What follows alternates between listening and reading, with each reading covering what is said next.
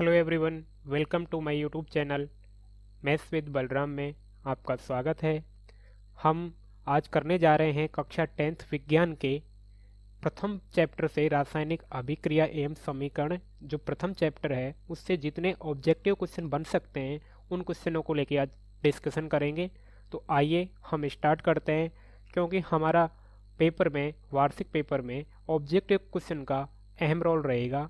तो 23 क्वेश्चन आएंगे, जिसमें से 18 तो ऑब्जेक्टिव होंगे और 12 वन लाइनर होंगे। तो टोटल मिला के ये 23 क्वेश्चनों को लेके सबसे ज़्यादा तैयारी करनी पड़ेगी, क्योंकि ये क्वेश्चन ही ऐसे हैं जो बच्चे को टॉप पे पहुंचा सकते हैं, बॉटम में भी ला सकते हैं। ओके, तो अब फर्स्ट चैप्टर पे जितने क्वेश्चन ऑब्जेक्टिव बन सकते हैं मैंने बनाने की कोशिश की है, और जो एग्जाम में कोशिश रहेगी कि श्योर आएंगे। तो अब स्टार्ट करते हैं पहले ही क्वेश्चन से। पहला क्वेश्चन है, लेड नाइट्रेट चूर्ण को एक प्रणाली में लेकर गर्म करने पर भूरे रंग का धुआं उत्सर्जित होता है। तो ये धुआं है, यानी जो लेड नाइट्रेट है, पहले तो ये समझना होगा कि लेड नाइट्रेट होता क्या है। लेड नाइट्रेट, ओके, ये लेड नाइट्रेट है। इसका फॉर्मूला क्या होता है? लेड को Pb बोलते हैं और नाइट्रेट को NO3 बोलते हैं।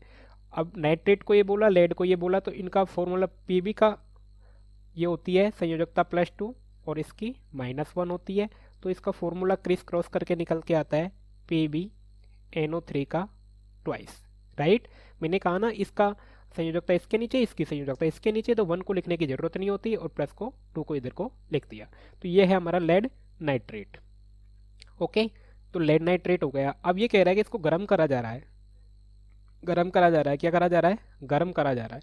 तो गर्म करने पर जो धुआं उत्सर्जित होगा, धुआं निकलेगा, वो धुआं क्या होगा? तो प्यारे बच्चों, क्या O2 गैस होगी, क्या NO2 गैस होगी, या N2 गैस होगी, या PbO होगा, यानी लेड ऑक्साइड होगा, या नाइट्रोजन गैस होगी, या ऑक्सीजन गैस होगी, या नाइट्रोजन डाइऑक्साइड होगी? तो ये इसका करेक्ट आंसर होगा नाइट्रोजन डाइऑक्साइड। तो हमने समझा कि लेड नाइट्रेट चूर्ण को जब प्रणाली में गर्म करते हैं ट्यूब टेस्ट में, तो इसका कौन सा भूरे रंग का। इस क्वेश्चन को इस प्रकार भी पूछा जा सकता है कि लेड नाइट्रेट को चूर्ण को प्रणाली में गर्म करने पर किस रंग की धुआं उत्सर्जित होती है। तो ये भी नोट करने की बात है, कौन सी होती? भूरे रंग की। और कौन सी गैस उत्सर्जित होगी? NO2। कौन सी? NO2। तो करेक्ट आंसर हमारा क्या हो जाएगा? बी। नेक्स्ट क्वेश्चन पे चलते हैं। CaCO3 की अभिक्रिया होके बन रहा है CaO + CO2। तो समझो इस अभिक्रिया को कि ये अभिक्रिया का प्रकार कौन सा है। क्यों? हमारा चैप्टर रासायनिक अभिक्रिया समीकरण है, तो इसके बारे में सारी अभिक्रिया हमें पता होनी चाहिए। तो ये CaCO3, इसका विघटन हो रहा है CaO + CO2 में। ओके, ये कैल्शियम कार्बोनेट है, ये कैल्शियम ऑक्साइड है, और ये CO2 गैस है। ओके, ये CO2 यानी कार्बन डाइऑक्साइड है, ये कैल्शियम ऑक्साइड है, कैल्शियम ऑक्साइड है। ओके, और ये कैल्शियम कार्बोनेट है। अब देखो, आपने देखा कि एक यौगिक था, ये क्या है? यौगिक, यौगिक है ना। यौगिक कैसे हुआ कि इसमें 2 या 2 से अधिक तत्व हैं। एक दो कैल्शियम है, कार्बन है, ऑक्सीजन है। तो यौगिक 2 या 2 से तत्वों से मिलकर बना होता है, तो ये यौगिक है। यौगिक टूट गया हमारा कैल्शियम ऑक्साइड में और CO2 में। तो अब ये टूटा है ना। तो ये कौन सी अभिक्रिया हो जाएगी? देखो, विस्थापन। विस्थापन में क्या होता है कि एक अधिक क्रियाशील तत्व कम क्रियाशील तत्व को विस्थापित कर देता है। ओके, तो ये विस्थापन तो हो नहीं सकती। ओके, संयोजन। संयोजन में उल्टा होता है बेटा, कि CaO + CO2 होता और अगर ये बनता CaCO3, तो फिर हम बोलते हैं इसको क्या है? ये संयोजन है। क्या है? संयोजन है। क्योंकि ये क्या हो रहा है कि जुड़ रहा है, 2 अभिकारक है, दोनों जुड़ के क्या बना रहे हैं? एक उत्पाद बना रहे हैं। ये 2 अभिकारक थे जो मिलके एक उत्पाद बना दे, तो इसके तो बोलेंगे संयोजन। तो संयोजन भी नहीं हो सकता, द्विविस्थापन भी नहीं हो सकता कि 2 उनका आदान प्रदान होता है, ये उसे कहेंगे कि आयनों का आदान प्रदान होता है। तो इसका करेक्ट आंसर हो जाएगा बी, यानी अपघटन अभिक्रिया। ये कौन सी अभिक्रिया है? अपघटन अभिक्रिया भी बोल सकते हैं। इसका दूसरा नाम विखंडन अभिक्रिया भी आप बोल सकते हैं, विखंडन रिएक्शन। ओके, तो ये हो जाएगी हमारी विखंडन। मैंने बताया विस्थापन में अधिक क्रियाशील तत्व कम क्रियाशील तत्व को विस्थापित करेगा, राइट। संयोजन में 2 या 2 से अधिक तत्व या यौगिक मिलकर एक यौगिक बनाएंगे या एक तत्व बनाएंगे, तो उसको क्या बोलेंगे? संयोजन अभिक्रिया बोलेंगे। एक उत्पाद बनेगा, ऐसे कह सकते हो, या दो या 2 से अधिक अभिकारक। ये अभिकारक तो होते ही हैं, रिएक्टेंट, अभिकारक। ऐसे कह सकते हो कि 2 या 2 से अधिक अभिकारक मिलकर क्या बनाएंगे, एक उत्पाद कहेंगे तो उसको संयोजन अभिक्रिया कह देंगे। ये इसी अपघटन का नाम विखंडन अभिक्रिया होता है, या यूं कह सकते हो कि एक अभिकारक दो या दो से अधिक उत्पाद में टूट जाता है तो उसे भी क्या कहेंगे, विखंडन अभिक्रिया या अपघटन अभिक्रिया। आई होप समझ आ गया होगा। नेक्स्ट क्वेश्चन पे चलते हैं। शरीर में भोजन का पाचन किस प्रकार की अभिक्रिया है। देखो शरीर में जब हम भोजन करते हैं, खाना खाया, उसका पाचन होता है, तो वो कौन सी रिएक्शन होगी उसके बारे में बात कर रहा है कि कौन सी अभिक्रिया होगी। ओके, तो इस अभिक्रिया के हमें बताना है कि वो कौन सी अभिक्रिया होगी। क्या अवकरण होगी, क्या ऑक्सीकरण होगी, क्या उदासीनीकरण होगी, क्या विद्युत अपघटन होगी। देखो विद्युत अपघटन तो शरीर में हो ही नहीं सकती है ना, विद्युत अपघटन कैसे हो सकती है शरीर में, ये नहीं हो सकते। उदासीन अभिक्रिया में ये होता है कि दोनों न्यूट्रल हो जाते हैं, तो ये भी नहीं हो सकती। तो इसमें करेक्ट आंसर होगा हमारा, क्या होगा, ऑक्सीकरण अभिक्रिया होगी हमारी। इस शरीर में भोजन किस प्रकार की अभिक्रिया है, करेक्ट याद रखना कि कौन सी है, ऑक्सीकरण है। ओके, अब देखो ऑक्सीकरण है, ऑक्सीकरण में क्या होता है, ऑक्सीजन का संयोग होता है ना, तो ये क्या है, ऑक्सीकरण अभिक्रिया है। भौतिक परिवर्तन है। अब देखो दो तरह के परिवर्तन है हमारे, एक तो है भौतिक, समझना इन दोनों को, इसमें क्वेश्चन जरूर बनेगा, भौतिक और एक है रासायनिक। एक भौतिक है, एक रासायनिक है। ये फिजिकल है, ये केमिकल है। देखो भौतिक में कुछ नया नहीं बनता, कुछ नया नहीं बनता, नया नहीं बनता है, नहीं बनता है। जैसे जैसे मान लो आपके बाल हैं, बाल को काट दिया जाता है तो फिर भी तो रहेंगे तो बाल ही, छोटे हो जाएंगे बट रहेंगे तो बाल ही। ओके, चाक है, चाक को तोड़ दिया जाता है फिर भी रहेगा तो चाक का बुरादा ही है। ओके, चाक है, चाक से बुरादा फिर से बन जाता है, तो यानी वही अभिक्रिया दोबारा हो जाती है। ओके, पहले थी वही अब है ना। लेकिन रासायनिक में ऐसा नहीं होता है, रासायनिक में कुछ नया बनता है, कुछ नया बनता है, नया बनता है, राइट, नया बनता है। अब देखो दूध था, दूध का परिवर्तन किया, दही हो गया। क्या दही को वापस से दूध में ला सकते हैं, नो, नॉट पॉसिबल, पॉसिबल नहीं है कि दही को दूध में लाया जा सकता है। तो ये कौन सा परिवर्तन हुआ, रासायनिक परिवर्तन। ओके, जैसे सेब थे, क्या थे, सेब, सेब सड़ गया, क्या हो गया, सड़ गया, तो सड़ गया सेब, ये पहले अच्छा सेब था, जब खाया नहीं काफी टाइम धरा हो गया, सड़ गया। अब भी आप तो कहोगे कि सर है तो सेब ही, नाम तो सेब ही है, बेटा नाम तो सेब ही है, लेकिन सेब सड़ चुका है, यानी अभिक्रिया हो चुकी है, इसको फिर से अच्छे सेब में कन्वर्ट नहीं किया जा सकता, राइट। तो ये क्या हो जाएगा, रासायनिक परिवर्तन हो जाएगा। अब देखो पेड़ से पत्ता गिरना, पेड़ से पत्ता गिरना, पत्ता गिरना, बताओ कौन सा परिवर्तन है, पेड़ से पत्ता गिरना। आपका ये कमेंट सेक्शन में बताना कि पेड़ से पत्ता गिरना कौन सा परिवर्तन है। ओके, आपने दूसरा समझो, आप समोसे लाए, समोसे समोसे लाए, समोसे खाए, क्या समोसे निकलते हैं फिर से, नहीं, समोसे नहीं निकलते। तो ये कौन सा परिवर्तन है, हमारा रासायनिक परिवर्तन है। कौन सा है, रासायनिक, राइट।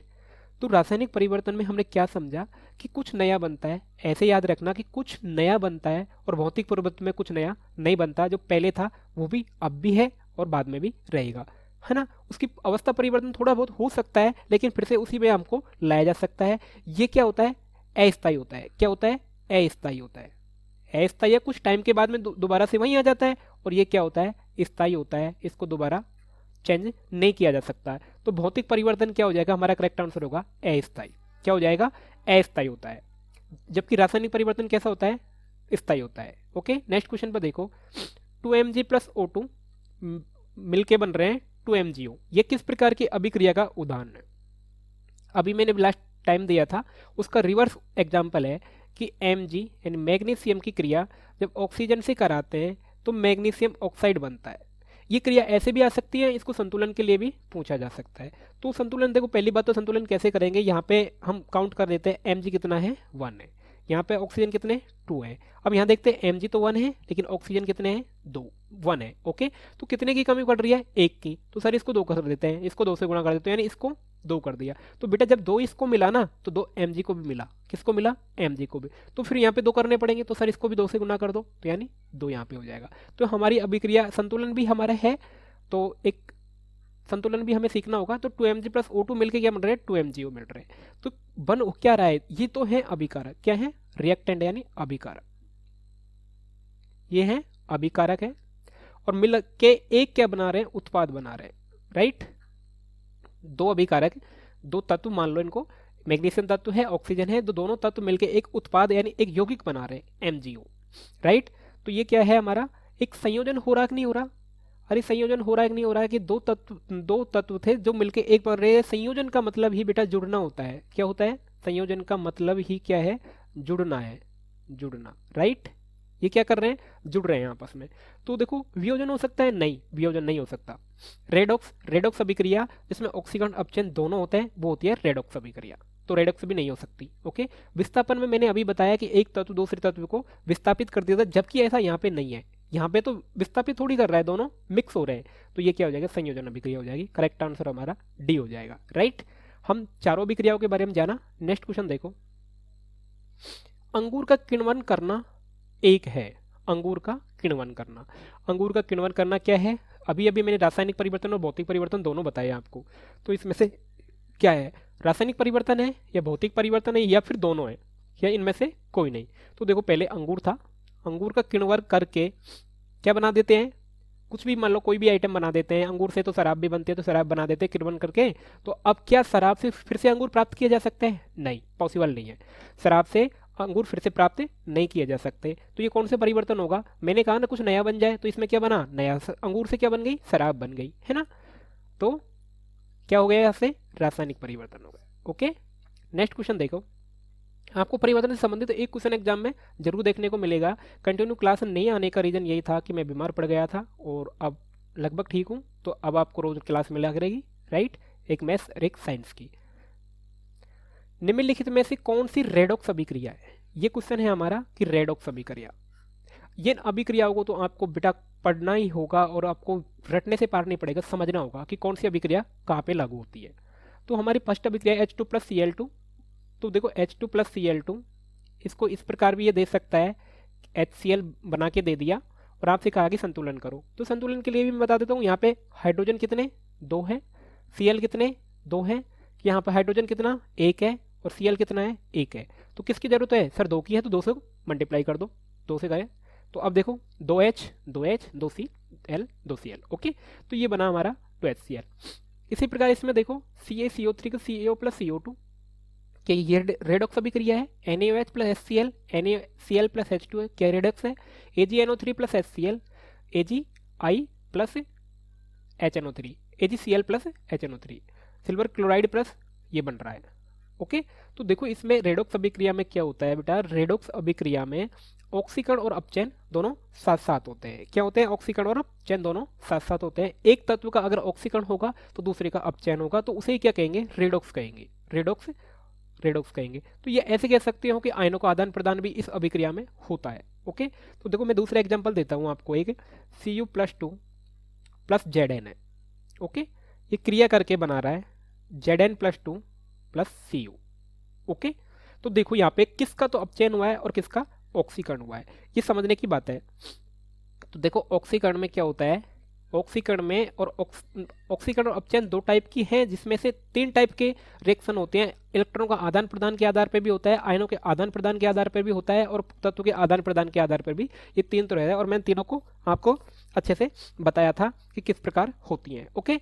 तो अब देखो यहाँ पे Cu+2 था, इस पर कितना चार्ज था, +2 चार्ज था। लेकिन यहाँ पे क्या हुआ, यहाँ पे +2 चार्ज हट गया, ओके। इसका मतलब ये होगा इसमें क्या हुआ है, इलेक्ट्रॉन की वृद्धि हो गई। इलेक्ट्रॉन नेगेटिव होता है, इलेक्ट्रॉन नेगेटिव होता है, और कितने इलेक्ट्रॉन आए इसमें कि -2 इलेक्ट्रॉन आए होंगे, तभी तो ये इसका चार्ज इससे कट गया और ये क्या हो गया, न्यूट्रल हो गया, Cu हो गया, ओके। तो इसमें देखो इलेक्ट्रॉन का ग्रहण करना, इलेक्ट्रॉन का ग्रहण करना, इलेक्ट्रॉन का यानी ग्रहण करना या उनको सम्मान देना या उनको पकड़ना क्या कहलाता है, अपचयन कहलाता है। क्या कहलाता है, अपचयन। तो आप कहोगे कि सर Cu+2 का तो क्या हो गया, यहाँ पे अपचयन हो गया, क्या हो गया, अपचयन हो गया, राइट।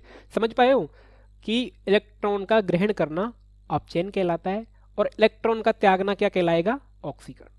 इलेक्ट्रॉन का त्यागना क्या कहलाएगा, ऑक्सीकरण। और जिस अभिक्रिया में ये दोनों चीजें हो रही हैं, ऑक्सीकरण अपचयन, तो उस अभिक्रिया को क्या कहेंगे, रेडॉक्स अभिक्रिया। क्या कहेंगे, रेडॉक्स अभिक्रिया। समझ आया। मैंने फिर से समझो बेटा कि मैं कह रहा हूं कि रेडॉक्स अभिक्रिया में वो होगा, एक में ऑक्सीकरण होगा तो दूसरे में अपचयन होगा, ये पक्का है, उसे क्या कहेंगे, रेडॉक्स कहेंगे, है ना। तो ऑक्सीकरण और अपचयन का मतलब समझो, ये 3 टाइप से होता है। ऑक्सीजन का संयोग से भी होता है, हाइड्रोजन के संयोग से भी होता है ना। एक इलेक्ट्रॉन के आधार पे भी होता है, एक तत्व के आधार पे होता है। तो यहाँ पे हम समझते हैं इलेक्ट्रॉन के आधार पे हो रहा है कि यहाँ पे +2 चार्ज था और यहाँ पे +2 गायब हो गया। इसका मतलब इसने 2 इलेक्ट्रॉन ग्रहण कर लिए। क्या कर लिए, 2 इलेक्ट्रॉन ग्रहण कर लिए। इलेक्ट्रॉन पे चार्ज -1 होता है और 2 करे तो 2 हो गया, और इसके चार्ज से इसका चार्ज कैंसिल हो गया। ओके, तो ये हो गया इसका, तो अपचयन हो गया, इलेक्ट्रॉन का ग्रहण करा है और इसका इलेक्ट्रॉन का त्याग करा है, तो ये क्या हो गया, ऑक्सीकरण हो गया। ओके, तो इसी प्रकार हमारा करेक्ट आंसर होगा H2 + Cl2 यानी 2HCl। ये हमारा क्या होगा, रेडॉक्स अभिक्रिया का उदाहरण है, जबकि ये ना तो ये है ना ये है, ये है। ओके, नेक्स्ट क्वेश्चन पे आते हैं। नेक्स्ट क्वेश्चन यही है, हाँ नेक्स्ट क्वेश्चन यही है। नेक्स्ट क्वेश्चन पे आते हैं कि मैग्नीशियम के रिबन को रेकमाल से रगड़कर दहन प्रक्रिया की जाती है, क्योंकि अब देखो मैग्नीशियम रिबन है, इसको जलाने से पहले यानी दहन करने से पहले रगड़ा क्यों जाता है। प्रश्न ये है कि दहन करने से पहले इसको रगड़ा क्यों जाता है। क्या मैग्नीशियम रिबन की सतह रूखड़ी होती है ना। सेकंड है, मैग्नीशियम रिबन की सतह पर से मैग्नीशियम ऑक्साइड की परत को हटाया जाता है, मैग्नीशियम रिबन की सतह को चमकीला बनाया जाता है, इनमें से कोई नहीं। तो समझो बेटा, इसको मैग्नीशियम ऑक्साइड, जब मैग्नीशियम होता है तो ये ऑक्सीजन के संपर्क में आता है। क्या आता है, ऑक्सीजन के संपर्क में आता है और ये बना लेता है मैग्नीशियम ऑक्साइड की परत। क्या बना लेता है, मैग्नीशियम ऑक्साइड की परत बना लेता है। तो 2Mg, इधर भी 2 लगा देंगे, 2MgO बन गया। तो ये हो गई, इसके ऊपर परत चढ़ गई किसकी, मैग्नीशियम ऑक्साइड की। इस परत को हटाने के लिए इसको रेगमाल से पहले रगड़ा जाता है। क्यों रगड़ा जाता है कि जब हम दहन किसका कर रहे हैं, मैग्नीशियम का कर रहे हैं, जबकि अगर सिंपल वे में इसको जला दिया गया तो दहन किसका होगा, मैग्नीशियम ऑक्साइड का, और हमारा परीक्षण सही नहीं आएगा। इसके लिए पहले इसके रिबन से क्या करा जाता है, इसको रगड़ा जाता है। तो करेक्ट आंसर हमारा बी हो जाएगा कि मैग्नीशियम रिबन की सतह पर से मैग्नीशियम ऑक्साइड की परत को हटाने के लिए इसे रेगमाल से रगड़ा जाता है। राइट, समझ आ गया हो गया। नेक्स्ट क्वेश्चन चलते हैं। जिस अभिक्रिया में अवक्षेपण का निर्माण होता है उस अभिक्रिया को क्या कहते हैं। देखो नाम से ही पता लगता है, अवक्षेपण का निर्माण। अवक्षेपण का क्या होता है कि एक लास्ट में जाके एक पदार्थ जम जाता है नीचे, क्या जाता है, अवक्षेप जम जाता है ना। अवक्षेप इसे बोलते हैं। देखो गैस का प्रतीक होता है ऊपर की तरफ, है ना, और अवक्षेप का प्रतीक होता है नीचे की तरफ। आपको कहेगा भी नहीं, मान लो वो कोई रिएक्शन दे दी, सपोज करो Zn+ कुछ भी दे दो, मान लो XX बन के ये बना दिया, XYZ बना दिया इसने, और इसने यूं कर दिया, और आपसे पूछा कि ये कौन सी अभिक्रिया है, ये आपके ऑप्शन है। ओके, है ना। इसी प्रकार का ऑप्शन है, इसमें से संयोजन ऑप्शन को मैं हटा देता हूं। इस प्रकार का कोई ऑप्शन है, इसमें संयोजन है नहीं है ना, कि एक अभिक्रिया में एक से ज्यादा अभिक्रिया भी हो सकती है। ओके, तो इसमें देखो फिर हमें अब पता नहीं चल रहा, लेकिन इस प्रतीक से हमें पता चलेगा कि ये किसका प्रतीक है, अवक्षेप का। किसका है, अवक्षेप का है। अगर अवक्षेप का प्रतीक है तो अवक्षेप का है, तो ये कौन सी अभिक्रिया हो जाएगी, अवक्षेपण अभिक्रिया हो जाए। तो करेक्ट आंसर हमारा कौन सा हो जाएगा, अवक्षेपण। विस्थापन में मैंने आपको बताया कि अधिक क्रियाशील तत्व कम क्रियाशील तत्व को विस्थापित कर देता है। वियोजन में क्या होता है, एक अभिकारक होता है, 2 या 2 से अधिक उत्पादों में टूट जाता है। ओके, और संयोजन में 2 या 2 से अधिक अभिकारक होते हैं जो एक उत्पाद में मिल जाते हैं। राइट, तो इसका करेक्ट आंसर हो जाएगा अवक्षेपण अभिक्रिया। नेक्स्ट क्वेश्चन पे चलते हैं। नेक्स्ट क्वेश्चन है हमारा, नेक्स्ट क्वेश्चन है रासायनिक समीकरण अभिक्रिया का क्या है। आखिरकार ये रासायनिक समीकरण है, रासायनिक समीकरण, ये रासायनिक समीकरण है जो अभिक्रिया का क्या है, इसको पूछा गया है। ये संक्षिप्त रूप है या सांकेतिक रूप है या पूर्ण रूप है, ये इनमें से कोई नहीं। तो देखो रासायनिक समीकरण क्यों लिखा जाता है कि अब कोई मान लो बहुत बड़ी अभिक्रिया है ना, पोटेशियम मैग्नीशियम पोटेशियम नाइट्रेट है, मान लो पोटेशियम नाइट्रेट की अभिक्रिया करा दी जिंक कार्बोनेट से, किससे करा दी, जिंक कार्बोनेट से करा दी, और फिर इसको एक हिंदी वे में लिखने के बजाय हमने क्या करा कि इनको संक्षिप्त रूप में, इनके प्रतीकों के रूप में लिखा। क्या रूप में लिखा, प्रतीकों के रूप में। तो उसे तो रासायनिक समीकरण कहेंगे कि संक्षिप्त रूप में प्रतीकों के रूप में प्रदर्शित करने को ही रासायनिक समीकरण कहते हैं। तो इसका करेक्ट आंसर क्या हो जाएगा, संक्षिप्त रूप। ओके, रासायनिक समीकरण अभिक्रिया का क्या है, एक संक्षिप्त रूप है, ना कि सांकेतिक रूप नहीं है, संक्षिप्त रूप है, ना पूर्ण रूप है। ओके, तो करेक्ट आंसर हो जाएगा हमारा संक्षिप्त रूप। नेक्स्ट क्वेश्चन पे चलते हैं। संगमरमर का रासायनिक सूत्र है, क्या है, संगमरमर। ये क्वेश्चन बहुत बार एग्जाम में पूछा गया है, बहुत बार पूछा गया है, लगभग हर बोर्ड में ये क्वेश्चन आता है कि संगमरमर का रासायनिक सूत्र लिखिए। वन लाइनर क्वेश्चन होता है, 1 नंबर का होता है और इसको पूछ लिया जाता है। ओके, तो ये तो होता है कैल्शियम ऑक्साइड। क्या होता है? कैल्शियम, एक एक चीज समझ लो, कैल्शियम ऑक्साइड। ओके, ये हमारा कैल्शियम ऑक्साइड है, इसे चूना भी कहते हैं। क्या कहते हैं इसे? चूना भी कहते हैं। ओके, ये कैल्शियम होता है, CF किसका प्रतीक होता है? कैल्शियम का, कैल्शियम होता है ना। ये होता है कैल्शियम हाइड्रोक्साइड। क्या होता है? Calcium, calcium hydroxide, hydroxide. इसे कहते हैं भुजा चूना। क्या कहते हैं? भुजा चूना। इसे भुजा चूना भी कहते हैं। ये क्वेश्चन भी कई बार आया हुआ है कि भुजे चूने का सूत्र लिखो, CaOH का होल ट्वाइस। ओके, और ये होता है कैल्शियम कार्बोनेट। क्या होता है? Calcium carbonate, calcium carbonate. और प्यारे बच्चों, लाडलो, ये कैल्शियम कार्बोनेट को ही क्या बोला जाता है? संगमरमर बोला जाता है। क्या बोला जाता है? संगमरमर। तो करेक्ट आंसर क्या हो जाएगा हमारा? CaCO3। इस भुजा चूना कैसे? देखो, चूना होता है, चूने में आप डालोगे पानी तो तभी तो भुजा चूना बनेगा। तो ये बनता है CaOH का होल ट्वाइस। यानी चूना, चूने की क्रिया किससे कराई? जल से, यानी पानी से। तो फिर क्या बना हमारा? भुजा चूना। अरे सफेदी करने के लिए यही तो यूज लेते हैं, चूना लाते हैं, उसमें पानी डालते हैं, फिर क्या होता है? भुजा चूना बन जाता है। इससे क्या करते हैं हम? सफेदी करते हैं, जिससे हमारी दीवारों पे क्या आती है? चमक आ जाती है। राइट, तो समझ गए होंगे, तीनों को तीनों ही क्वेश्चन पूछे गए हैं। चूने का सूत्र भी पूछा गया है, संगमर का भी पूछा गया है और भुजा चूना का भी पूछा गया है। तो ये बहुत इंपॉर्टेंट क्वेश्चन है, समझ लेना इसको कि क्या कहना चाह रहा है। ओके, नेक्स्ट क्वेश्चन में चलते हैं। अगर किसी रासायनिक अभिक्रिया में हाइड्रोजन का अनुपात बढ़ रहा है और ऑक्सीजन का घट रहा है तो ऐसी अभिक्रिया क्या कहलाएगी? देखो, ऐसी अभिक्रिया के बारे में पूछा गया है कि ऐसी अभिक्रिया क्या कहलाएगी जिसमें हाइड्रोजन का तो क्या बढ़ रहा है? अनुपात बढ़ रहा है और ऑक्सीजन का अनुपात घट रहा है। अभी अभी मैं आपको बता के आया था ऑक्सीकरण अपचयन, जिसमें क्या हो रहा था? मैंने कहा था अगर ऑक्सीकरण में ऑक्सीजन का अनुपात बढ़ेगा, किसका बढ़ेगा? ऑक्सीकरण का, है ना। और अपचयन में किसका बढ़ेगा? हाइड्रोजन का। तो ये सिंपल सी बात है, क्या हो जाएगा? ये अपचयन। अगर ऑक्सीजन बढ़ता और हाइड्रोजन घटता तो हम क्या कह देते फिर? कि ऑक्सीकरण होता। क्या होता फिर? ऑक्सीकरण होता।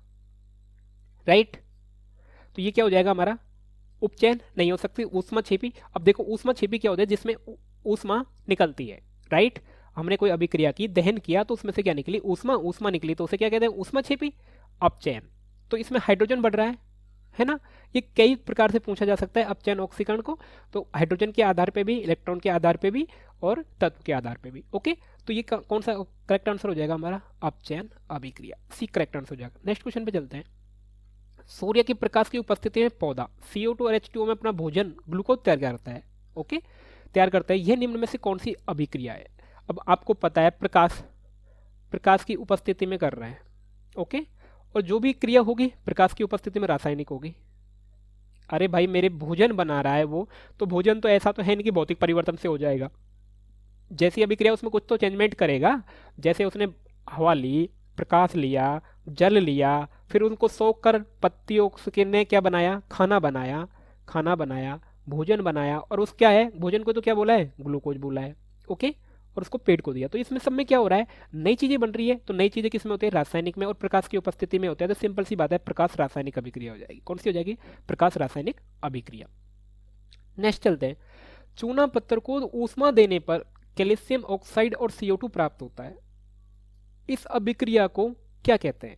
इस अभिक्रिया को क्या कहते हैं? अभी देखो, सेम क्वेश्चन था, इसको बस बार बार घुमा घुमा के एक ही क्रिया को अलग अलग रूप से पूछा जा रहा है।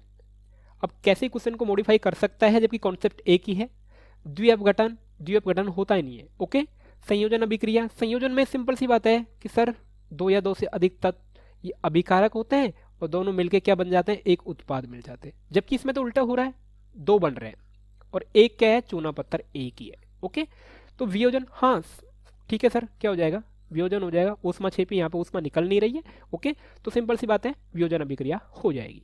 ओके, मैं पहले भी इन अभिक्रिया के बारे में आपको बता चुका हूं लास्ट में। नेक्स्ट देखो, उपचयन अपचयन अभिक्रिया को क्या कहते हैं? ये भी अभी बता के आया हूं। उपचयन अपचयन, ऑक्सीकरण अपचयन का नाम ही उपचयन अपचयन है। ओके, उपचयन अपचयन, इनका नाम ये क्या है? ऑक्सीकरण अपचयन, ऑक्सीकरण अपचयन। अभी मैंने बताया जिस अभिक्रिया में ऑक्सीकरण और अपचयन दोनों हो, जैसे अभी दिया था Cu+2 प्लस Zn का उदाहरण दिया था मैंने, तो क्या बन रहा था Zn+2 प्लस Cu बन रहा था। ओके, इसमें मैंने कहा था इसका तो क्या हो रहा है, अपचयन हो रहा है, और इसका क्या हो रहा है, ऑक्सीकरण हो रहा है ना। तो दोनों हो रहा है, और दोनों को हो रहा है, तो उसको मैंने फिर फाइनली क्या बोला था, रेडॉक्स अभिक्रिया। क्या बोला था, रेडॉक्स अभिक्रिया, रेडॉक्स रिएक्शन बोला था। तो करेक्ट आंसर हो जाएगा हमारा रेडॉक्स अभिक्रिया। ओके, ऊष्मा शोषी में ऊष्मा का शोषण होता है, ऊष्मा छेपी में ऊष्मा निकलती है बाहर। अवक्षेपण अभिक्रिया में मैंने बताया कि लास्ट में जाके एक पदार्थ नीचे जम जाता है सफेद सफेद, उसे कहते हैं अवक्षेपण अभिक्रिया। ओके, नेक्स्ट क्वेश्चन पे चलते हैं। मैग्नीशियम रिबन का वायु में दहन, अब देखो वही बात दहन की आ गई है। जलना, आपको मैं बता देता हूं, जलना, जलना, जलाना, ओके, जलना, जलाना, जलना, जलाना, या नया पदार्थ बनना, नया पदार्थ बनना, रंग परिवर्तन, ज्वाला, ताप का परिवर्तन, ये सब किसके प्रतीक है, ये है केमिकल रिएक्शन यानी रासायनिक अभिक्रिया के। किसके प्रतीक है, रासायनिक अभिक्रिया का। अब दहन हो रहा है, देखो जलने की बात आ रही है, तो सिंपल सी बात है, मैग्नीशियम रेबन हो या किसी और तत्व हो या एनीवे जो भी हो, आपका जलने और जलाने की बात आएगी तो 100% वहां पर क्या होगी, रासायनिक परिवर्तन होगा, ना कि भौतिक परिवर्तन। तो करेक्ट आंसर देख लो हमारा कौन सा हो जाएगा, रासायनिक परिवर्तन। ये कीवर्ड है, इनको याद रखना, जलना, जलाना, नया पदार्थ का बनना, रंग में परिवर्तन, ज्वाला निकलना, दहन होना, ये ताप का परिवर्तन होना, ये किस में आएंगे, सारे रासायनिक परिवर्तन में। नेक्स्ट क्वेश्चन पे चलते हैं। नेक्स्ट क्वेश्चन है हमारा, जिन रासायनिक अभिक्रिया में उत्पाद के साथ साथ ऊष्मा उत्पन्न होती है उसे क्या कहते हैं। अब देखो बात वही आ गई, अभिकारक था सर, ओके, अभिकारक बन के क्या बना, उत्पाद बन गया।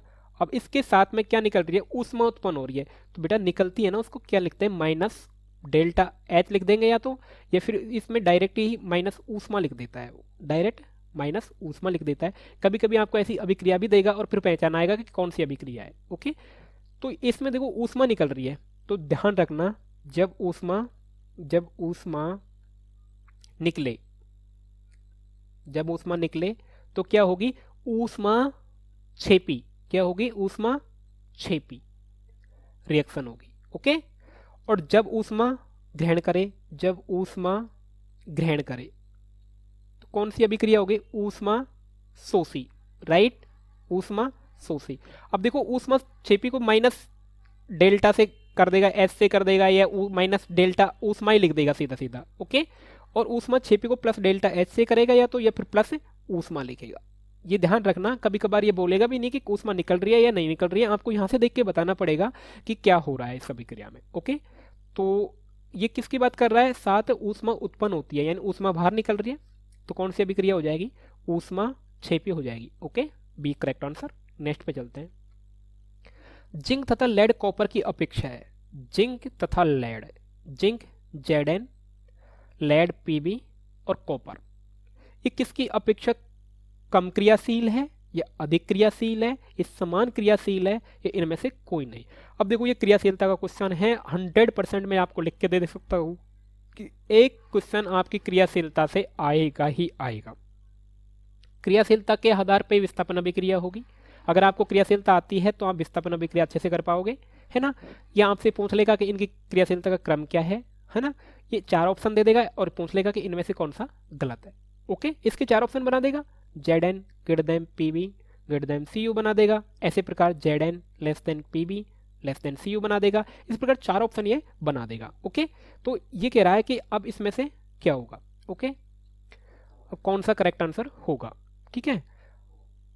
तो समझते हैं इसको कि क्या है ये और किस प्रकार इनको याद करना होता है। ओके, तो मैं आपको ये पूरी क्रियाशीलता का एक क्रम ही लिखा देता हूं, जिससे आपको बहुत आसानी रहेगी कि हम किस प्रकार से याद कर सकते हैं।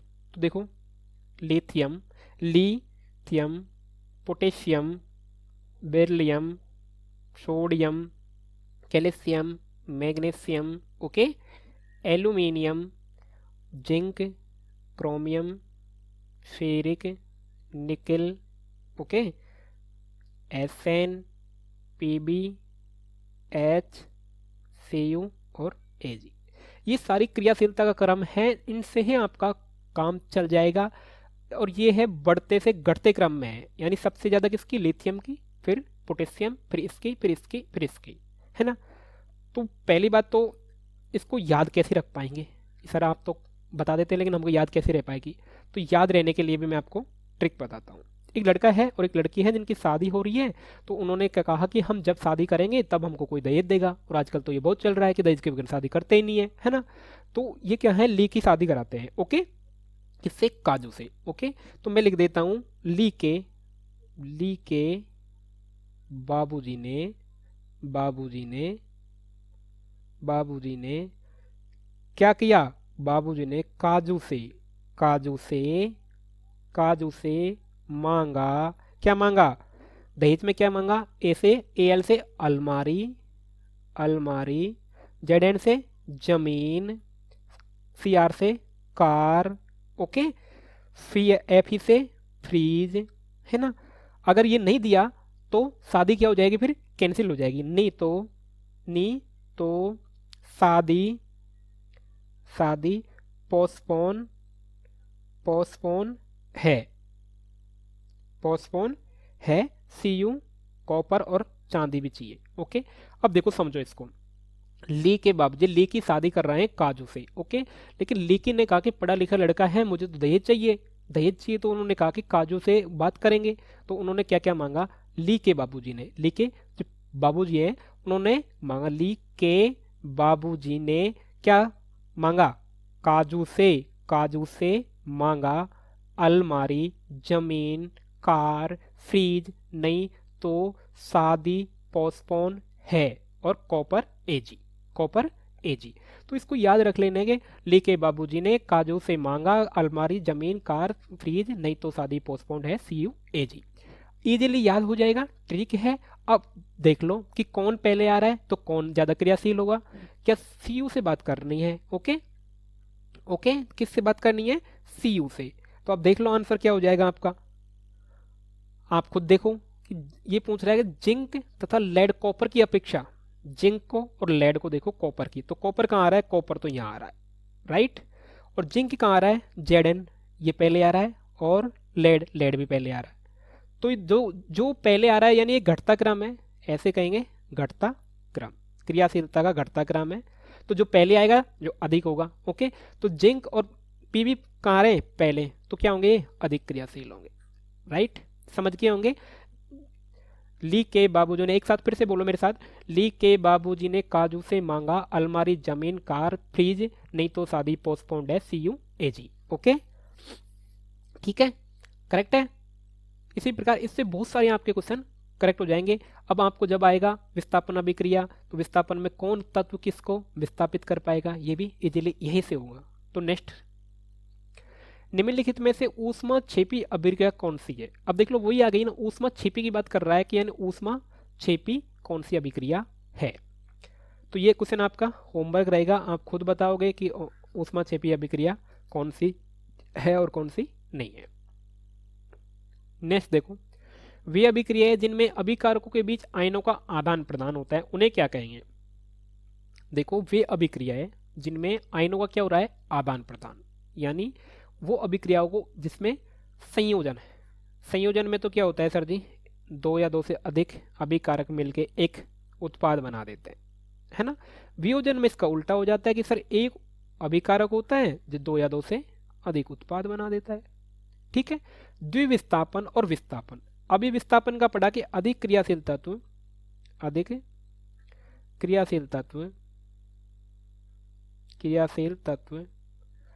कम क्रियाशील तत्व को हटा देता है, कम क्रियाशील तत्व को विस्थापित कर देता है, तो ये हो जाएगी विस्थापन, राइट, है ना। तो द्विविस्थापन में क्या होगा कि आयनों का आदान प्रदान होगा, राइट, क्या होगा, आयनों का आदान प्रदान होगा, उसका आयन इसको, इसका आयन उसको, ओके। नेक्स्ट क्वेश्चन पे चलते हैं। द्विविस्थापन में 2 यौगिक होंगे और आयनों का आदान प्रदान होगा, ओके। नेक्स्ट, किसी अभिक्रिया में भाग लेने वाले पदार्थ क्या कहलाते हैं। देखो, बार बार पढ़ते आ रहे हैं कि किसी अभिक्रिया में भाग लेने वाले, और ये सारे एग्जाम में आए हुए क्वेश्चन ही हैं। मैंने सारे बोर्डों के एग्जाम के क्वेश्चनों का कलेक्शन किया है, और यहाँ से जितने रिपीट होने वाले क्वेश्चन हैं, प्रीवियस वाले क्वेश्चन हैं, जितने बन सकते हैं उनको बनाने की कोशिश की है ऑब्जेक्टिव में, और ये प्रत्येक सब्जेक्ट वाइज चलेगा। तो कोशिश करना अपने दोस्तों के साथ शेयर करने का और लाइक एंड कमेंट करने का, जिससे मेरे को भी मोटिवेशन मिलेगा और अच्छे से अच्छे क्वेश्चन लाने की कोशिश करूंगा। तो देखो, अभिक्रिया में भाग लेने वाले हम बार बार पढ़ लें। अभिक्रिया में भाग लेने वाले होते हैं अभिकारक, जो तीर के चिन्ह के पहले होते हैं, तीर के चिन्ह के बाद का होता है उत्पाद। तो इसका करेक्ट आंसर हो जाएगा अभिकारक। ओके, नेक्स्ट क्वेश्चन देखो, निम्नलिखित में से कौन सा सही नहीं है? क्या नहीं है? सही नहीं है। ये क्वेश्चन एग्जाम में आया हुआ है। ओके, सही नहीं है ये क्वेश्चन, कि कौन सा करेक्ट है या कौन सा नहीं है, ये आपको बताना है। इन पे भी थोड़ा ध्यान रखना है, नहीं है और यह है, ये पूछी गई है। ऑक्सीकण और अवकण दोनों साथ साथ होते हैं, तो अभी पढ़ा था ऑक्सीकण और अपचयन दोनों साथ साथ होते हैं, उसे रेडॉक्स अभिक्रिया कहते हैं। ये बिल्कुल सही है, ये बात तो सही है, लेकिन हमें तो गलत ढूंढना है ना। दहन और श्वसन ऑक्सीकरण के उदाहरण है, अभी अभी पढ़ा है। दहन और श्वसन ये भी ऑक्सीकरण के उदाहरण है, ये भी बात सही है। चिप्स की थैलियों में नाइट्रोजन को गैस नरम होता है, आप पढ़ा है, लास्ट वीडियो में पढ़ा था कि चिप्स की थैलियों में क्या भरी जाती है? नाइट्रोजन गैस भरी जाती है। क्यों भरी जाती है ये भी बताया था, कि उनका क्या हो जाता है, नरम नहीं होने देती है उनको। जो अगर हम चिप्स लेते हैं तो बिल्कुल कड़क निकलते हैं, उसका रीजन यही है कि ऑक्सीजन तो उनका क्या कर देती है, दहन कर देती है और उनका अभिक्रिया कर जाती है, जबकि नाइट्रोजन के साथ में अभिक्रिया नहीं करती है। तो फिर ऑप्शन कौन सा है कि ऊष्माक्षेपी अभिक्रिया में ताप का शोषण होता है? ऐसा नहीं है, ऊष्माक्षेपी अभिक्रिया में ताप का शोषण नहीं होता, ताप बढ़ता है, ये बात गलत है। तो करेक्ट आंसर कौन सा हो जाएगा? बी हो जाएगा। ठीक है, नेक्स्ट क्वेश्चन पे चलते हैं। कॉपर सल्फेट के घोल में लौह चूर्ण डालने पर क्या पृथक होता है? अब देखो, कॉपर सल्फेट, तो पहले तो कॉपर सल्फेट का सूत्र बनाओ प्यारे बच्चों, सभी बनाना, ऐसा नहीं है वीडियो को देखते रहे। तो कॉपर का प्रतीक Cu, सल्फेट का SO4, कॉपर की भी संयोजकता +2 और इसकी -2, करो क्रिस क्रॉस, क्या बना? CuSO4, 2 से 2 कट गया, तो ये हो गया हमारा कॉपर सल्फेट। ओके, अब कॉपर सल्फेट के घोल में लौह चूर्ण डाल रहे हैं, क्या डाल रहे हैं? Fe डाल रहे हैं, लौह चूर्ण Fe हो गया। तो अभी देखो, मैंने लास्ट में बताया, अब इसमें कौन सी क्रिया होगी? विस्थापन होगी। अब आपको अगर पता है कि किसकी Fe की क्रियाशीलता अगर Cu से ज्यादा है तो इसको विस्थापित कर देगा, वरना नहीं करेगा। और जो अभी मैंने लास्ट उसमें बताया, देखो हीरा, क्या कॉपर की अभिक्रियाशीलता Fe से ज्यादा है? बिल्कुल, Fe से कम है, यानी Fe की किसकी है? ज्यादा है Fe की, तो वो इसको क्या कर देगा? विस्थापित कर देगा। अगर आपको ये याद नहीं है तो आप इसको नहीं कर सकते। ओके, तो देखो, इसकी क्रियाशीलता ज्यादा है किससे? कॉपर से। कॉपर को बोला हट बेटे यहाँ से मेरी जगह से, तो ये क्या बनाया? Cu Fe SO4, इसके साथ में इसने बॉन्ड बना लिया प्लस Cu, यानी ये बंदा कमजोर था, इसकी ये गर्लफ्रेंड थी, इसको इसने विस्थापित कर दिया, हट ये मेरी है। ओके, तो Fe SO4। अब ये पूछ रहे क्या पृथक हुआ? क्या पृथक हुआ? कॉपर हुआ, बस सिंपल सी बात है। आंसर क्या हो जाएगा? कॉपर। नेक्स्ट क्वेश्चन देखो, तांबे की वस्तुओं पर हरी परत का जमना क्या कहलाता है? तांबा है, कॉपर है, अब इसको जब बाहर छोड़ देते हैं तो कॉपर बाहर छोड़ते हैं तो इसके 2-3 दुश्मन होते हैं, हवा, पानी, और ये रिएक्शन कर जाते हैं, इससे रिएक्शन करते हैं तो इसके ऊपर एक क्या हो जाती है? परत छा जाती है, परत छा जाती है हरी हरी सी, तो उसे क्या होता है? इसका संक्षारण हो जाता है। क्या हो जाता है? इसका संक्षारण हो जाता है। ओके, और इससे क्या होता है? संक्षारण। अब एक क्वेश्चन यहाँ से आपको मैं देता हूँ कि संक्षारण होने पे या काई लगने पे, संक्षारण होने पे ओके, क्या वस्तु का वजन घटता है या बढ़ता है? ये आपका कमेंट सेक्शन में आंसर दोगे। दानेदार दस्ते पर तनु H2SO4 डालने पर कौन सी गैस उत्पन्न होगी? अब देखो, सारी क्रिया आपके अभिक्रियाशीलता से होंगी। अब आप ऐसे सोचते रह गए कि सर क्या बताया था, कौन सा क्वेश्चन था, ये रट लें। बेटा रटने से पार नहीं पड़ेगा, अब बना लो ना। कॉपर पर Cu पर करा दो किसकी क्रिया? H2SO4 की। क्या जा रहा है? क्या कॉपर का ज्यादा है इससे? बिल्कुल, कॉपर ज्यादा है तो इसको विस्थापित करेगा, CuSO4 प्लस H2, तो क्या निकल जाएगी? हमारी hydrogen gas. Okay, H2 gas निकल जाएगी। ठीक है, संक्षारण का उदाहरण है, संक्षारण का उदाहरण है लोहे पर जंग लगना। अभी बताया कि लोहे का भी 2 दुश्मन है, हवा और पानी, जैसे ही मिला तो उस पर जंग लगना शुरू हो जाती है। चांदी की वस्तु के ऊपर काली परत जम जाती है, तांबे के बर्तन पे अभी अभी पड़ा कि हरी परत जम जाती है। ये सब किसके उदाहरण है? संक्षारण के। करेक्ट आंसर डी हो जाएगा, संक्षारण। साग सब्जियों का विघटन होकर कंपोस्ट बनाना किस अभिक्रिया का उदाहरण है? अरे साग सब्जियों का विघटन होकर हमने घर में भी देखा होता गोबर गैस। क्या देखा होगा? गोबर गैस। गोबर से क्या निकलते हैं? गैस। एक कंपोस्ट बना देते हैं, कुआसा बना देते हैं, उसमें गोबर डालते रहते हैं, सड़ी सब्जियां सब डालते हैं, और फिर इससे क्या निकलती है? गैस निकलती है। गैस निकलती है, उससे हम फिर हम क्या लेते हैं? घरों में यूज लेते हैं खाना बनाने में। इससे प्रदूषण बहुत कम होता है। इसे गवर्नमेंट भी बहुत बढ़ावा दे रही है कि जितने हो सके गवर्नमेंट की गोबर गैस के कम प्लांट लगाए जाएं, और हमारे इससे क्या बहुत बचत होगी, बिजली की बचत होगी और ईंधन की भी होगी। तो आपको पता है गैस निकलेगी, गैस निकलेगी तो सिंपल सी बात है ऊष्माक्षेपीय अभिक्रिया होगी। कौन सी होगी? ऊष्माक्षेपीय। अगर गैस शोषण करती तो ऊष्माशोषी हो जाती, राइट। नेक्स्ट क्वेश्चन पे आते हैं। चिप्स के पैकेट में कौन सी गैस डाली जाती है? अभी अभी कराया है, कौन सी है? नाइट्रोजन गैस डाली जाती है। करेक्ट आंसर नाइट्रोजन है। निम्नलिखित में से कौन सी संतुलन समीकरण है? अब आपको देखना है कि कौन सा संतुलन समीकरण है और नहीं है। चलो पहले इसको ही उठाते हैं। H2 प्लस Cl2, HCl बन रहा है। तो मैंने कहा यहाँ पे यहाँ से अभिकारक में से आपको छांट लेना है कि कौन कौन से तत्व हैं और कौन से नहीं है। हाइड्रोजन है और क्लोरीन है। हाइड्रोजन की संख्या 2 है, क्लोरीन की संख्या 2 है। फिर अब उत्पाद में आ जाना है, उत्पाद में से छांट लेना है हाइड्रोजन और क्लोरीन। हाइड्रोजन की संख्या 1 है और क्लोरीन की संख्या 1 है। यहाँ 2 हैं, यहाँ पे 1 है, तो संतुलन नहीं है। और संतुलन के लिए ही तो द्रव्यमान संरक्षण का नियम आया था। द्रव्यमान संरक्षण का नियम यह कहता है कि अभिकारक के पहले और अभिकारक के बाद में जो संतुलन होना चाहिए, तभी तो संतुलित समीकरण कहलाएगी, वरना समीकरण संतुलित नहीं होगी। तो ये तो संतुलन समीकरण नहीं है, इसको तो कैंसिल करो। दूसरे पे आ जाओ। 2H2 प्लस 2Cl2 मिलके बन रहे हैं 2HCl। काउंट करो H और Cl। यहाँ देखो 2 तो थे और 2 गुणा में हो रहे, तो टोटल कितने हो गए? 4। यहाँ 2 और 2 गुणा में, यानी यहाँ भी 4। H और Cl, तो इसके गुणा में 2, यानी ये भी 2, Cl भी 2। क्या फिर संतुलन हो रहा है? नहीं सर, ये भी नहीं हो रहा। नेक्स्ट पे चलते हैं, तो ये नहीं हो रहा। 2H2 प्लस 2Cl2, HCl बन रहा है। तो यहाँ पे हाइड्रोजन कितने? हाइड्रोजन 2 दूनी 4। यहाँ पे क्लोरीन कितने? यहाँ भी 4। और यहाँ पे हाइड्रोजन कितने? सर 1, और Cl कितना? 1। तो ये भी संतुलन नहीं हो रहा। अब आते हैं फर्स्ट नंबर पे, H2 प्लस Cl2, 2HCl। यहाँ पे हाइड्रोजन कितने? 2, Cl कितने? 2। क्या यहाँ पे हाइड्रोजन 2, Cl कितने? 2। तो करेक्ट आंसर हमारा क्या हो जाएगा? फर्स्ट हो जाएगा H2 plus Cl2 is equal to 2HCl। ये एक संतुलन, इसके तीन टाइप्स होते हैं, 3 तरह से आप कर सकते हैं। एक तो हिट एंड ट्रायल है जिस प्रकार हम कर रहे हैं, और एक ABC वाला मेथड भी होता है, ABC वाला, उससे भी हम इसको सॉल्व कर सकते हैं। मैं बताऊंगा आपको नेक्स्ट वीडियो में। अगर आप कमेंट करना कि सर हमें संतुलन नहीं आता है, और अब ये तो बहुत इजी संतुलन था और बहुत टफ संतुलन आ गया, तो किस प्रकार से हम सॉल्व करेंगे उसको भी आपको मैं बता दूंगा।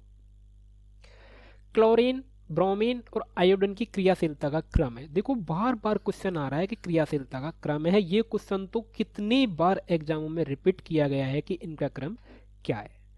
तो no change, chlorine, bromine, iodine. तो पहले क्लोरीन, फिर ब्रोमीन, फिर आयोडीन। एज इट इज याद रख लो।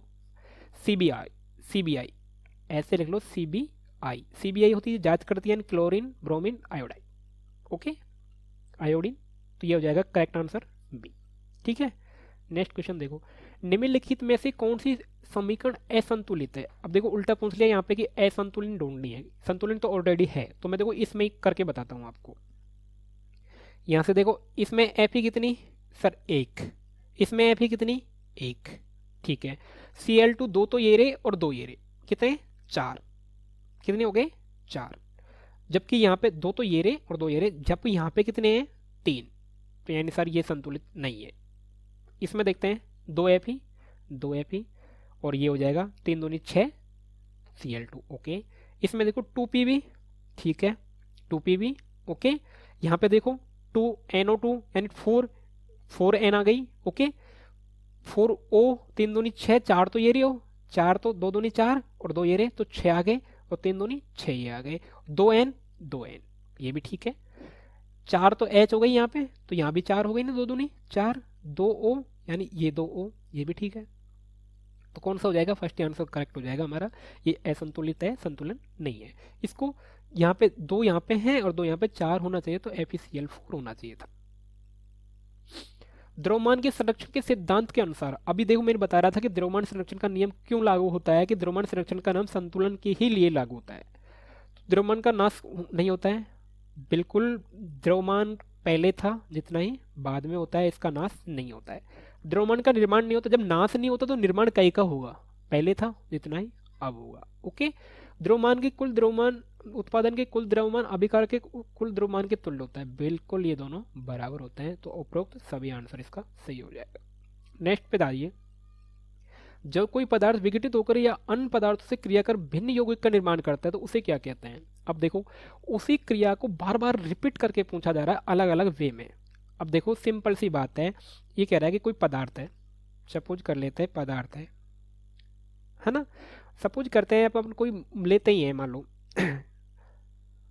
पदार्थ है और इससे पदार्थ से क्या अलग चीज निकल के आ गई, क्या निकल के आ गई, कोई अलग चीज, यही कह रहा है ना। मान लो अपन ले लेते हैं गोभी, गोभी ले लेते हैं, गोभी में अमन ने क्या करा, सब्जी बनाई, इसकी क्या बनाई, सब्जी, इसमें नमक मिर्ची जो भी डाला और इससे क्या प्राप्त हुई, हमें सब्जी हुई। गोभी से सब्जी मिल गई तो क्या ये क्या हुआ, अलग चीज बन के आई। तो ये कौन सी क्रिया में होता है ऐसा, मैंने कहा कि कुछ नया बने, नया किस में बनता है, रासायनिक में, और कुछ नया नहीं बने भौतिक में, तो करेक्ट आंसर हो जाएगा रासायनिक। नेक्स्ट देखिए, वैसे पदार्थ जिनकी उपस्थिति मात्र से किसी अभिक्रिया की दर बढ़ जाती है क्या कहलाते हैं, क्या कहलाते हैं। देखो हम जानते हैं खूब कि एक लड़का है और एक लड़की है, इन दोनों की क्या करनी है, शादी करनी है, तो डायरेक्ट ये लड़का इस लड़की से तो बोलेगा नहीं, है ना, कि अननोन है, तो इनमें बीच में क्या होता है, एक बिचौलिया होता है, क्या होता है, बिचौलिया, बिचौलिया। और इस बिचौलिया क्या करता है, इनकी अभिक्रिया को बढ़ाने का कार्य करता है। ये 2 बात इससे कहता है अरे लड़का अच्छा है कर ले, 2 बात इससे कहता है अरे लड़की अच्छी है कर ले, और फिर इनकी क्या हो जाती है, शादी हो जाती है। इसी प्रकार तो ये बिचौलिया को ही क्या कहते हैं, कैटेलिस्ट यानी उत्प्रेरक, क्या कहते हैं, उत्प्रेरक, क्या कहते हैं, उत्प्रेरक। तो आंसर क्या हो जाएगा हमारा, कैटेलिस्ट यानी उत्प्रेरक। यह अभिक्रिया की दर को बढ़ा भी देता है घटा भी देता है, तो ये हमारा उत्प्रेरक कहलाता है। सीएनजी में कौन कौन से अवयव होते हैं, ये भी एग्जाम में बहुत बार पूछा गया है, ये बिहार बोर्ड का क्वेश्चन है ना, पूछा गया है कि सीएनजी में संपीड़ित प्राकृतिक गैस, कंप्रेस नेचुरल गैस होती है, इसमें कौन कौन से एलिमेंट यानी अवयव होते हैं। मिथेन होता है, इथेन होता है, या प्रोपेन होता है, या उपयुक्त सभी होते हैं। तो करेक्ट आंसर हो जाएगा यहाँ का उपयुक्त सभी होते हैं। ओके, रासायनिक समीकरण को संतुलन के लिए जल में अणुओं की संख्या ज्ञात करनी है। देखो वही संतुलन पे बार बार क्वेश्चन बन रहे हैं, तो अब इसका संतुलन हम करते हैं। देखो Fe प्लस H2O मिलके क्या बन रहा है, Fe3O4 प्लस H2 बन रहा है। तो पहले तो इसको संतुलन करना पड़ेगा, संतुलन करने के में जल में अणुओं की संख्या ढूंढनी पड़ेगी कि जल में अणुओं की संख्या कितनी है। देखो तो अब आप वही संतुलन करने का तरीका, अभिकारक में से कौन कौन से तत्व है, Fe है, हाइड्रोजन है, ऑक्सीजन है, ठीक है। Fe 1 है, हाइड्रोजन 2 है, ऑक्सीजन 1 है। अब उत्पाद में आ जाओ, ये उत्पाद हो जाएगा Fe H और O। Fe 3 है, H कितने हैं, 2 हैं, और O कितने, 4 है, ठीक है।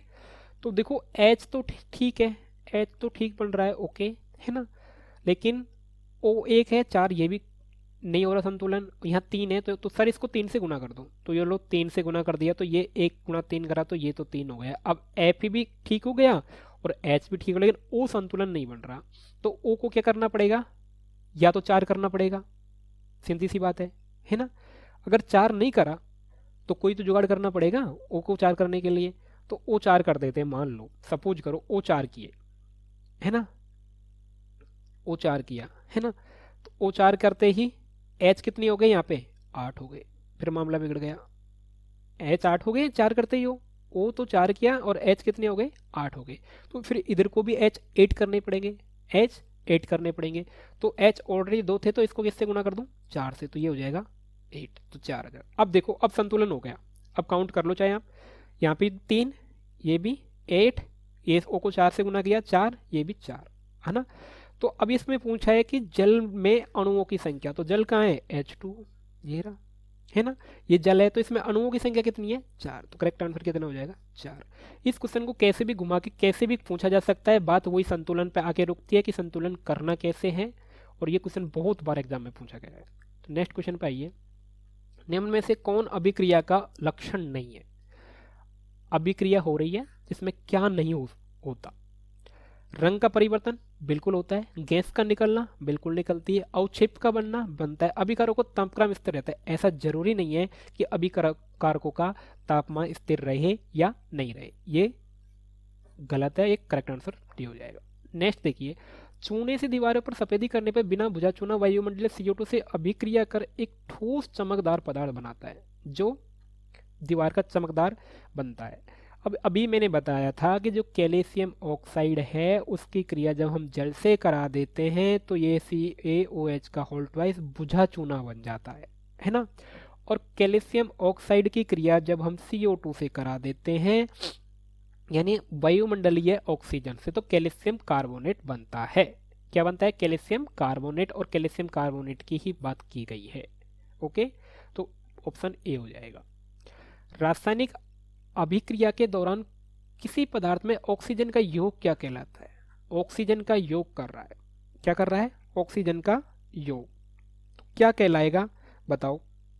मैंने आपको खूब बता दिए, ऑक्सीजन का योग, ऑक्सीजन का योग, हाइड्रोजन का योग, हाइड्रोजन की कमी, ऑक्सीजन की कमी, इस सब बता दिया। तो ये आपका रहेगा HW होमवर्क क्वेश्चन नंबर 39। मैंने 2 क्वेश्चन दिए हैं आपको होमवर्क के लिए, मुझे कमेंट सेक्शन में इसके आंसर चाहिए कि किसी रासायनिक अभिक्रिया में क्या होगा जब ऑक्सीजन का योग होगा। नेक्स्ट क्वेश्चन पे चलते हैं। वैसे पदार्थ जो अन्य पदार्थों को अवकृत करने की क्षमता रखते हैं क्या कहलाते हैं। जो दूसरे पदार्थ को अवकृत कर देते हैं यानी खराब कर देते हैं वो अवकारक कहलाते हैं। क्या कहलाते हैं, अवकारक कहलाते हैं। तो प्यारे दोस्तों, ये था हमारा चैप्टर फर्स्ट के 40 क्वेश्चनों का एनालिसिस, जो जितने मैंने कोशिश की बनाने की कि फर्स्ट चैप्टर पे ऑब्जेक्टिव क्वेश्चन कितने बन सकते हैं। ओके, इन ऑब्जेक्टिव 40 क्वेश्चनों के मैंने करीब आपसे 150 क्वेश्चन करा दिए 40 के तौर पे, है ना। तो इनको आप जरूर कर देखना, एनालिसिस करना, है ना, और जो आंसर पूछा गया सो कमेंट सेक्शन में देना। ओके, और अगर वीडियो अच्छा लगा तो अपने दोस्तों के साथ शेयर करना, लाइक करना, कमेंट करना। Thank you.